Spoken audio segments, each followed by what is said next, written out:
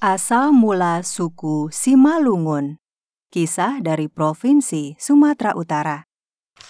Suku Simalungun atau lazim disebut Batak Simalungun adalah salah satu suku yang berada di Kabupaten Simalungun, Provinsi Sumatera Utara. Sepanjang sejarahnya, suku ini memiliki beberapa kerajaan. Sedangkan marga asli penduduk Simalungun adalah Damanik dan 3 marga pendatang yaitu Saragi, Sinaga, dan Purba. Suku Simalungun menggunakan bahasa Simalungun yang disebut Hata Simalungun sebagai bahasa ibu mereka. Selain itu, suku Simalungun juga memiliki aksara yang disebut aksara Surat Sisapuluh Siah yang terdiri dari 19 huruf. Konon, asal-usul suku Simalungun memiliki kisah tersendiri yang masyhur di masyarakat setempat. Dahulu kala, di wilayah Kampung Nagur, Sumatera Utara, terdapat sebuah kerajaan kecil bernama Kerajaan Tanah Jawo. Raja yang adil dan bijaksana memimpin kerajaan bermarga Sinaga. Raja ini didampingi sejumlah hulu balang yang tangguh dan setia sehingga kerajaannya aman dan tentram. Di luar Kampung Nagur, terdapat 2 kerajaan suku Batak yang beda marga, yaitu Kerajaan Silo dari marga Purba dan Kerajaan Raya dari marga Saragi. Meski beda marga, kedua kerajaan ini menjalin hubungan persahabatan dengan Kerajaan Nagur. Rakyat di 3 kerajaan itu hidup rukun dan makmur karena dipimpin oleh raja-raja yang adil dan bijaksana. Pada waktu tertentu, ketiga raja sering mengadakan pertemuan secara bergantian. Mereka bersepakat untuk saling mendukung. Terlebih beberapa kali serangan dari kerajaan lain datang silih berganti. Bagaimanapun kita harus bersatu. Kita harus saling mendukung. Ya, benar saudaraku. Agar kita tidak mudah terpecah belah. Suatu ketika, pasukan tentara dari tanah Jawa datang menyerang. Akan tetapi, berkat semangat saling membantu, ketiga kerajaan tersebut berhasil mempertahankan kekuasaannya. Tidak itu saja, serangan juga datang dari kerajaan di Pulau Sumatera yang ingin memperluas wilayah kekuasaannya. Lagi-lagi, dengan semangat persatuan, ketiga kerajaan ini pun berhasil melawan serangan dari lawan. Rupanya, kemakmuran ketiga kerajaan kecil itu menarik perhatian kerajaan-kerajaan lain untuk menguasainya. Hingga di suatu saat, tentara yang tidak diketahui dari mana asalnya datang menyerang ketiga kerajaan tersebut secara bergantian. Mula-mula, para tentara dadakan ini menyerang kerajaan Tanah Jawo. Kami datang untuk menguasai daerah ini. Menyerahlah atau kami akan hancurkan kerajaan ini. Kami tidak takut. Kami akan tetap melawan. Maka terjadilah pertempuran hebat. Namun mendapat serangan bertubi-tubi dan mendadak, kerajaan Tanah Jawo akhirnya kalah dan menyerah. Para tentara meneruskan serangannya menuju kerajaan Silo dan kerajaan Raya. Kedua kerajaan ini pun dengan mudah ditaklukkan.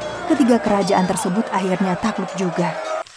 Serangan mendadak itu membuat ketiga raja terpaksa menyelamatkan diri masing-masing. Hal yang sama terjadi pula pada rakyat yang lari tunggang langgang menghindari serangan musuh.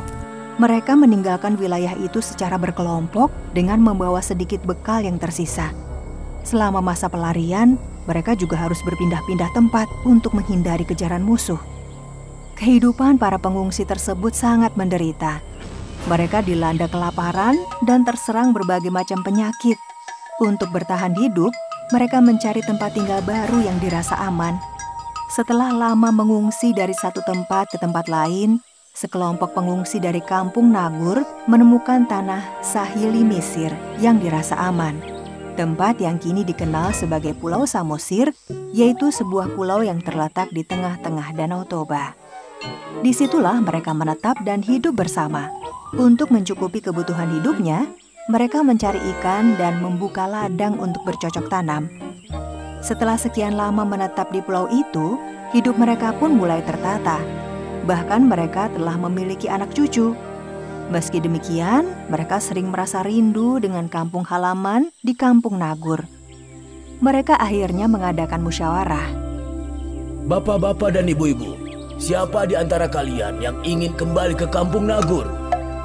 Mendengar pertanyaan itu, sebagian dari peserta enggan untuk kembali ke kampung halaman mereka. Maaf bapak-bapak, kenapa kalian tidak mau ikut bersama kami? Apakah kalian tidak rindu kampung halaman? Maaf Tuan Sesepuh, sebenarnya kami pun sangat rindu pada kampung halaman. Tapi kami sudah merasa betah dan nyaman tinggal di pulau ini. Tempat ini sudah seperti kampung halaman sendiri. Lagi pula, siapa yang akan menjaga hewan ternak dan ladang-ladang jika semuanya ikut kembali ke kampung halaman? Iya, benar Tuan Sesepuh. Anak dan cucu kami pun merasa senang tinggal di pulau ini. Baiklah kalau begitu. Bagi yang ingin tetap tinggal di sini, aku harap kalian tetap merawat baik-baik tempat ini. Bagi yang ingin pulang ke kampung halaman, harap segera mempersiapkan segala sesuatunya. Para warga yang berkeinginan kembali ke kampung halaman segera mengadakan persiapan seperlunya. Mereka berangkat menuju Kampung Nagur dengan dipimpin sesepuh kampung. Setelah berhari-hari menempuh perjalanan, mereka akhirnya tiba di Kampung Nagur. Saat tiba di kampung halaman, beberapa warga terlihat menangis. Mereka teringat pada peristiwa yang menimpa kampung mereka dahulu. Rumah-rumah mereka telah tiada. Hanya tumbuhan semak belukar dan pepohonan yang terlihat tumbuh dengan subur. Sima Nalungun. Sejak itulah, Kampung Nagur berubah nama menjadi Sima Nalungun, yang berarti daerah sunyi dan sepi. Lama-kelamaan, orang-orang menyebutnya Simalungun. Hingga saat ini, kata Simalungun tetap dipakai untuk menyebut nama Kabupaten Simalungun di Provinsi Sumatera Utara.